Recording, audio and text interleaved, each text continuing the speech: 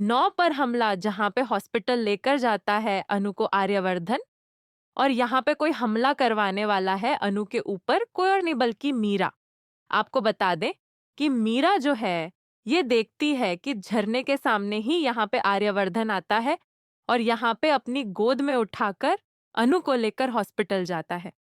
मीरा कहती है कि ये हॉस्पिटल जाओ और वहीं पे खत्म हो जाओ अनु, क्योंकि अब तुम्हें जिंदा रहने की कोई जरूरत नहीं है।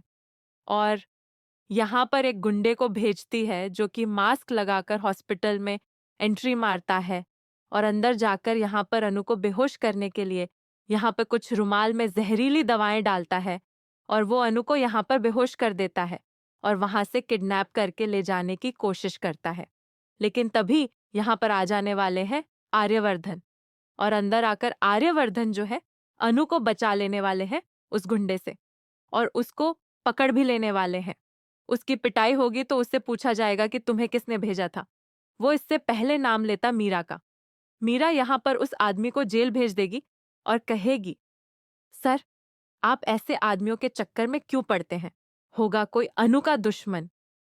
लेकिन तभी आपको बता दें कि अनु को शक हो जाता है कि इसके पीछे जरूर कोई ना कोई यहाँ पर मीरा की ही साजिश है, क्योंकि अगर ऐसा मीरा ने किया है इसीलिए वो ऐसी बातें कर रही है। अब यहाँ पे अनु को शक तो हो गया, लेकिन आपको बता दें कि दूसरी तरफ यहाँ पे अनु और आर्यवर्धन की शादी की तैयारियां चलने वाली हैं। अब यहाँ पर फाइनली अनु की शादी के रिश्ते के लिए यहाँ पे आने वाली है आर्यवर्धन की माँ और कहने वाली है पुष्पा जी से कि मुझे आपकी बेटी पसंद है और मेरे बेटे को भी आपकी बेटी पसंद है। हम आपकी बेटी का हाथ अपने बेटे आर्यवर्धन के लिए मांगने के लिए आए हैं। और यह सुनकर होश उड़ जाते हैं पुष्पा जी के। पुष्पा जी कहती हैं, आपको कोई गलतफहमी हुई होगी। आर्यवर्धन के लिए नहीं, आप अपनी छोटी बेटी या फिर किसी और के लिए इस हाथ को मांगने आई होंगी। लेकिन वो कहती है, नहीं, मेरे बड़े बेटे आर्यवर्धन को ही आपकी बेटी बहुत ज्यादा पसंद है और हम चाहते हैं कि अनु और आर्यवर्धन की शादी करवा दी जाए। लेकिन यह सुनकर पुष्पा जी गुस्सा हो जाती हैं और कहती हैं, आपकी बेटी की उम्र बहुत ज्यादा है और आप ये क्या कह रही हैं? आप तो खुद यहाँ पर अनु की दादी माँ की तरह हैं और आप खुद चाहती हैं कि यहाँ पर बाप समान उम्र के लड़के के साथ मैं अपनी बेटी अनु की शादी करा दूं? यह सुनकर भाई हैरान हो जाती है।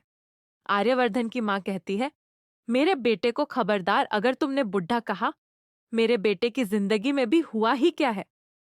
उसकी पत्नी उसको छोड़कर चली गई। उसकी पत्नी का निधन हो गया, मौत हो गई और वह इतनी कम उम्र में चली गई और मेरे बेटे की जिंदगी में कुछ हुआ भी नहीं, न तो उसके बच्चे ही हैं। अब यह सुनकर यहाँ पे पुष्पा जी काफी इमोशनल भी हो जाती है, लेकिन वो कहती है कि हम कैसे एक शादी के लिए एक्सेप्ट कर लें आपके बेटे को, क्योंकि अगर हम शादी के लिए हाँ कर देंगे तो समाज में हमारी भी बेइज्जती होगी। हमारे ही मोहल्ले के लोग हमें ताना देंगे कि अपनी बेटी को पैसे के लिए इतने ज्यादा उम्र के आदमी के साथ शादी कर दी।